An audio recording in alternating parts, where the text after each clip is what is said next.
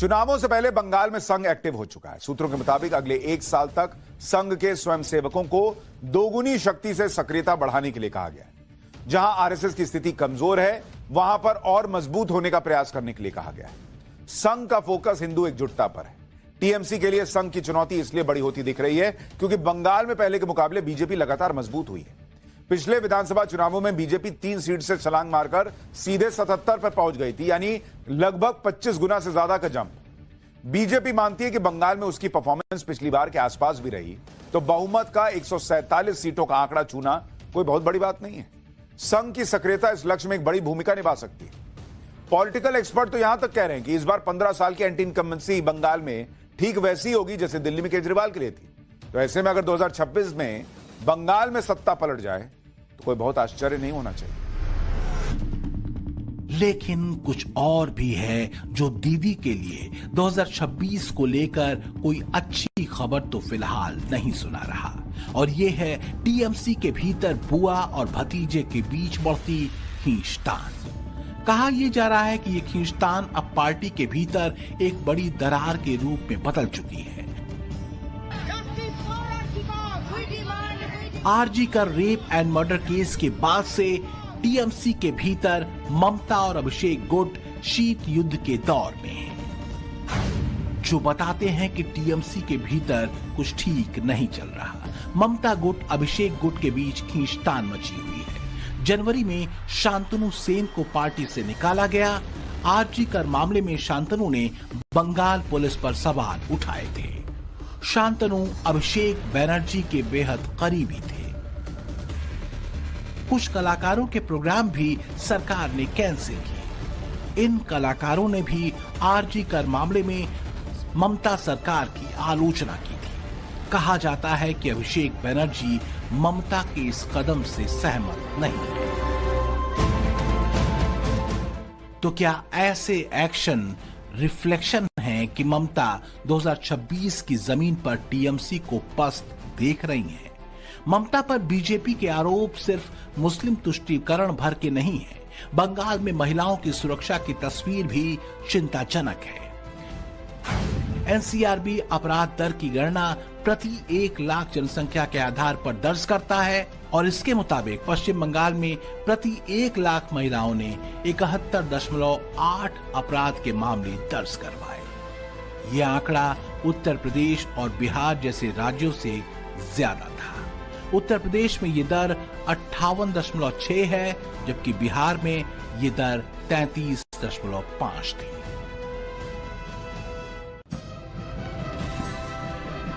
चुनावों के 1 साल पहले संघ का कमर कसकर बंगाल के मैदान में कूदना, टीएमसी के भीतर की खींचतान और बीते 10 सालों में बंगाल में तैयार हुई बीजेपी के संगठन और आक्रामक नेताओं की फौज,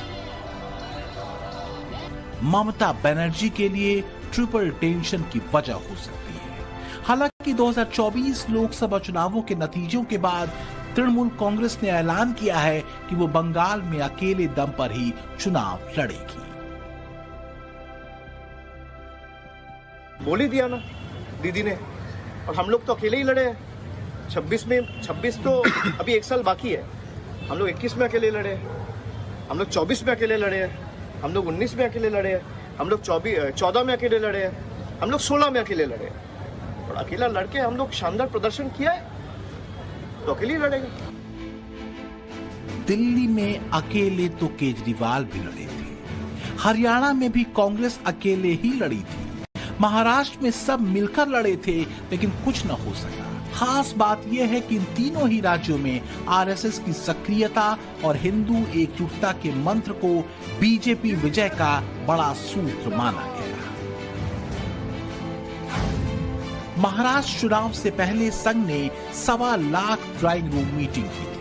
हरियाणा में 60,000 से ज्यादा ड्राइंग रूम मीटिंग की गई। दिल्ली में तो संघ ने 2 लाख से ज्यादा ड्राइंग रूम मीटिंग की।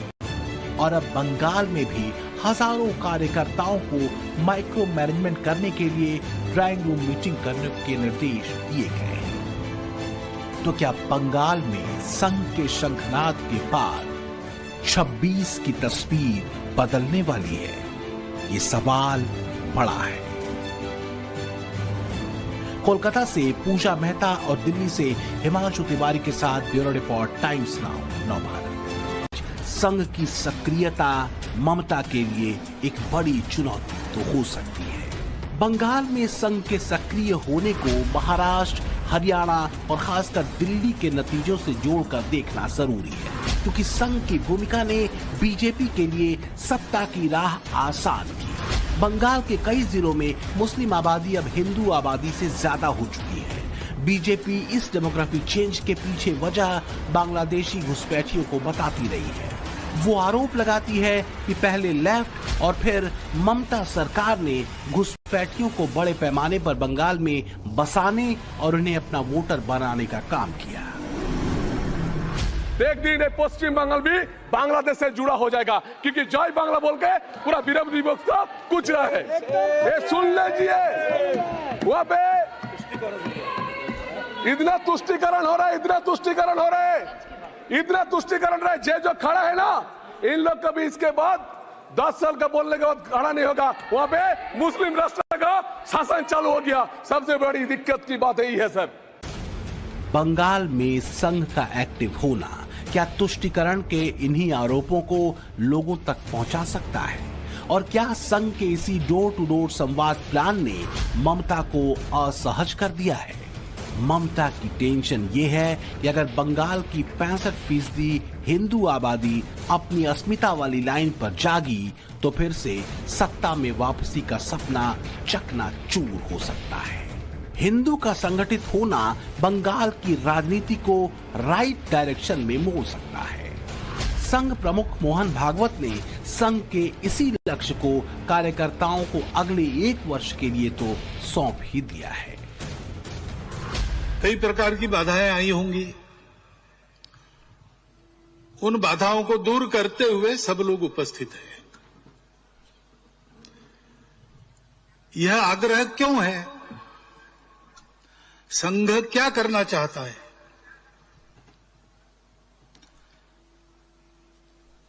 तो एक वाक्य में इस प्रश्न का उत्तर देना हो तो संघ संपूर्ण हिंदू समाज का संगठन करना चाहता है। हिंदू समाज का संगठन क्यों? क्योंकि इस देश का उत्तरदायी समाज हिंदू समाज है।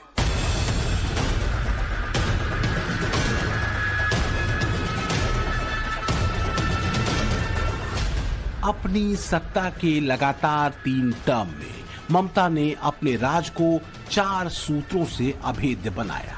इसमें सबसे ऊपर रही है बंगाली अस्मिता, मां माटी मानुष का भावनात्मक नारा और भीतरी बाहरी का भेद।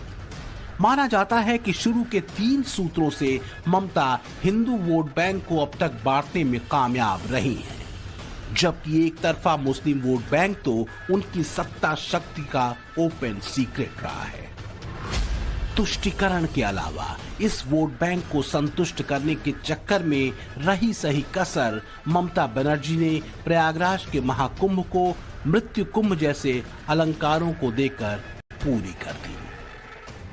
মহাকুম্ভ আমি নাইবা বললাম, ওটা এখন মৃত্যু কুম্ভ হয়ে গেছে। মৃত্যু কূপের মতো আমি মহাকুম্ভকে সম্মান করি, আমি শ্রদ্ধা জানাই। বড় লোক আর ভিআইপিদের জন্য লক্ষ টাকার ক্যাম্প, আর গরিব লোকেদের, সাধারণ লোকেদের জন্য লাইনে দাঁড়ান 15 ঘন্টা 20 ঘন্টা দাঁড়িয়ে, যদি একটা মাদুরেও বসে 2000 টাকা, 1 কাপ লাল চাও 500 থেকে 2000 টাকা। তারা যে জায়গাটা গিয়ে স্নান করবে সেটা আলাদা, ভিআইপিদের স্নানের জায়গাটা আলাদা, আর সেই জলটা আপনারা দূষিত করেছেন, বিষাক্ত করেছেন। ये महाकुंभ नहीं है, ये मृत्यु कुंभ है। ये हिंदू के ऊपर आघात, महाकुंभ के ऊपर आघात। अखाड़ा से संत समाज आवाज उठाइए और स्वामी विवेकानंद, श्री चैतन्य देव की धरती बंगाल में बनर्जी का कुशपुतल दान करिए।